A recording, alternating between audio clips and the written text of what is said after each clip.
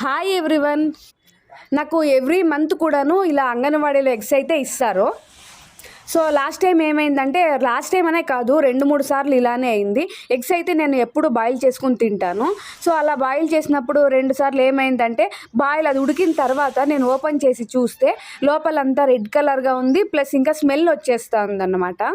So ఈసారి ఏమనుకున్నానంటే, చేసేకి వాడడానికి ముందే దాన్ని అయితే టెస్ట్ చేద్దామని అనుకున్నాను. యూట్యూబ్లో కొన్ని వీడియోలు అయితే చూశాను. సో ఇట్లా టెస్ట్ చేయొచ్చని అయితే చూశాను. కాబట్టి ఇప్పుడు నేనైతే ఎగ్స్ మంచివా పాడైపోయాయనైతే టెస్ట్ చేస్తున్నాను. సో టోటల్ ఇక్కడ 12 ఎగ్స్ అయితే ఉన్నాయి. దాన్ని ఇప్పుడు నేను ఒకటే టెస్ట్ చేస్తూ ఉన్నాను.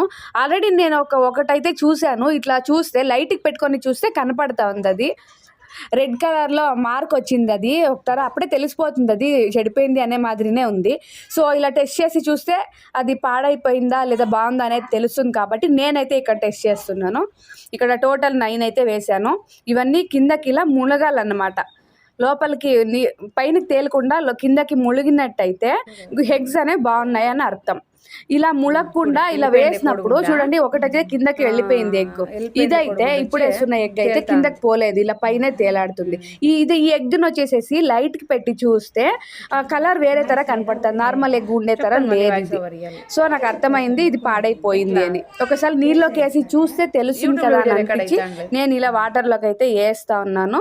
చూడండి, ఇక్కడ 2 ఎగ్స్ అయితే పాడైపోయాయి.